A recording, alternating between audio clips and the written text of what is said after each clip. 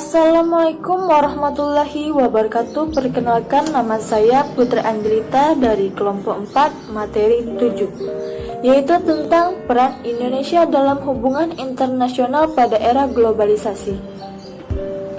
Berkembangnya era globalisasi di dunia tentunya menimbulkan dampak tersendiri bagi kehidupan berbangsa dan bernegara di suatu wilayah.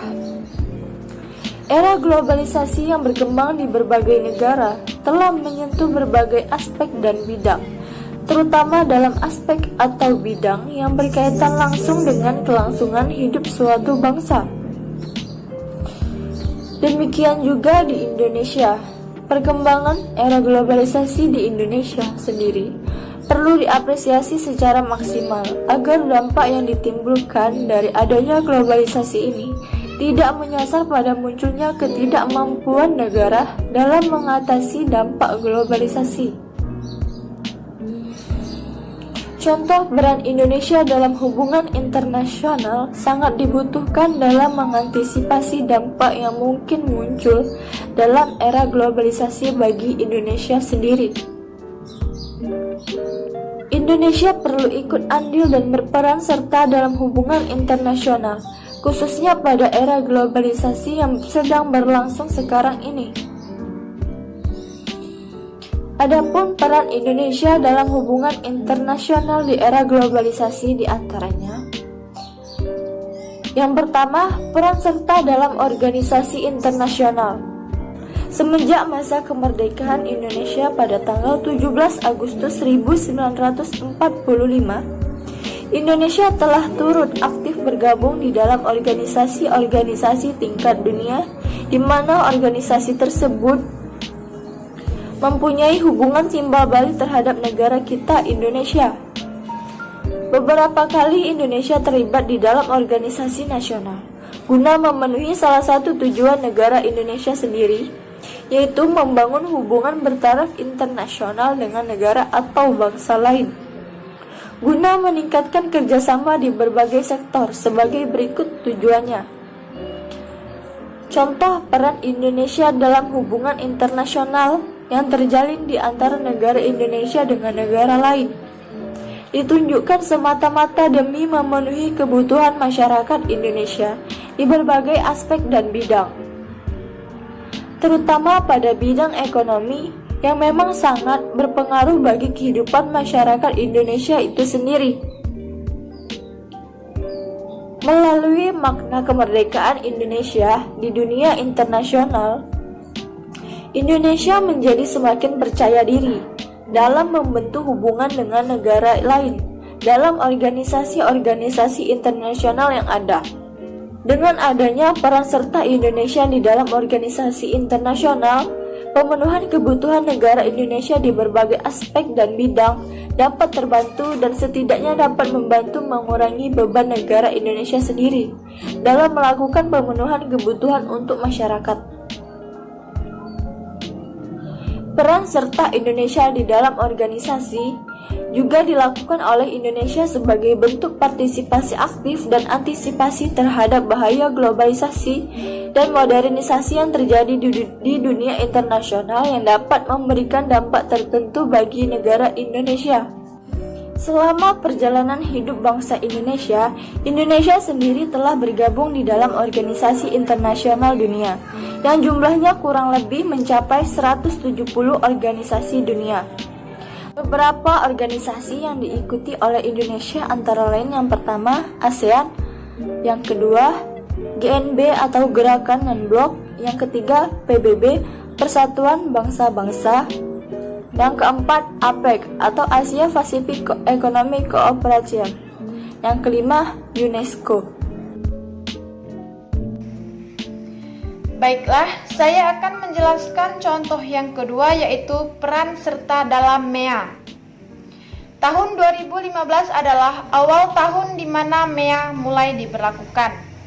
MEA sendiri merupakan masyarakat ekonomi ASEAN atau yang lebih dikenal dengan sebutan Pasar Bebas Asia Tenggara. Era MEA merupakan salah satu kebijakan yang ditetapkan oleh negara-negara di Asia Tenggara dalam menghadapi era globalisasi, Indonesia sendiri ikut andil dalam pelaksanaan MEA. Berlakunya masyarakat ekonomi ASEAN dikhususkan pada timbulnya dampak globalisasi pada sektor ekonomi yang membuat keadaan ekonomi di negara-negara ASEAN menjadi tidak stabil dan kurang dapat memenuhi kebutuhan masyarakatnya. Adapun dampaknya sebagai berikut. Yang pertama, Indonesia merupakan negara yang dirasa memiliki posisi paling strategis dalam berlakunya MEA. Peran serta Indonesia dalam menghadapi MEA khususnya bagi keberlangsungan kehidupan secara ekonomi bagi masyarakat mulai ditekankan pada sektor industri rumahan. Yang kedua, industri rumahan yang ditekankan oleh pemerintah Indonesia berpusat pada UMKM atau usaha mikro, kecil, dan menengah yang dilakukan oleh masyarakat daerah. Yang ketiga, berlakunya otonomi daerah di setiap wilayah di Indonesia dirasa sudah tepat karena pemerintah dapat memaksimalkan potensi daerahnya untuk mengembangkan industri UMKM sebagai langkah yang tepat dalam menyikapi MEA.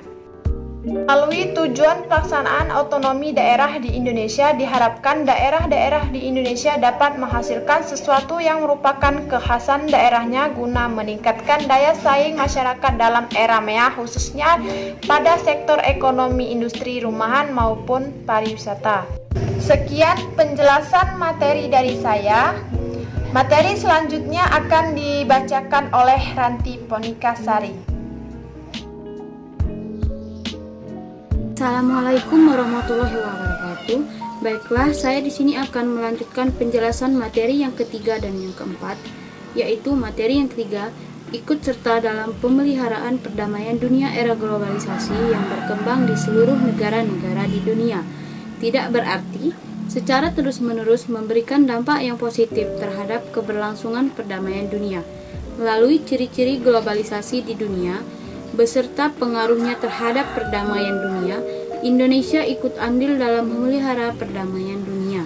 Peran serta negara Indonesia dalam memelihara perdamaian dunia merupakan salah satu penerapan Indonesia di dunia internasional. Peran serta Indonesia dalam menjaga dan memelihara perdamaian di tingkat dunia merupakan salah satu tujuan Indonesia yang tercantum pada pembukaan Undang-Undang Dasar 1945. Bentuk peran serta Indonesia dalam memelihara perdamaian dunia di era globalisasi yang telah dilakukan antara lain: 1. Keikutsertaan dalam Perserikatan Bangsa-Bangsa untuk menjaga perdamaian dunia. 2. Memprakarsai berdirinya gerakan non-blok dan menyelesaikan sengketa yang terjadi dalam taraf internasional. Dan yang ketiga, contoh peran Indonesia dalam hubungan internasional dalam pengutusan pasukan kontingen Garuda sebagai pasukan perdamaian ke dalam negara-negara yang sedang terlibat konflik. Materi yang keempat, ikut serta dalam kegiatan-kegiatan bertaraf internasional dalam perkembangan globalisasi di seluruh dunia yang mencakup di berbagai bidang. Indonesia ikut serta dalam kegiatan-kegiatan yang bertaraf internasional seperti dalam forum internasional maupun kompetisi di tingkat internasional. Beberapa kali Indonesia telah mengirimkan putra-putri terbaiknya di kancah internasional di berbagai kegiatan internasional. Baiklah, saya akan membacakan materi selanjutnya, yaitu 5. Melakukan kerjasama dengan negara lain. Kerjasama yang dilakukan Indonesia guna menjalankan perannya dalam hubungan internasional di era global adalah melalui kerjasama dengan negara lain di organisasi internasional. Beberapa kali Indonesia telah sukses menjalin kerjasama dengan negara lain, terutama dengan negara tetangga, guna mengantisipasi dampak globalisasi yang dapat muncul di berbagai aspek dan bidang. Manfaat yang terjalin dalam negara bila melakukan suatu hubungan kerjasama yang baik sebagai berikut. 1. Melalui kerjasama yang terjalin di antara negara Indonesia dengan negara lain di luar organisasi internasional dapat meningkatkan peran globalisasi di Indonesia dalam berbagai bidang untuk meningkatkan kesejahteraan masyarakat Indonesia.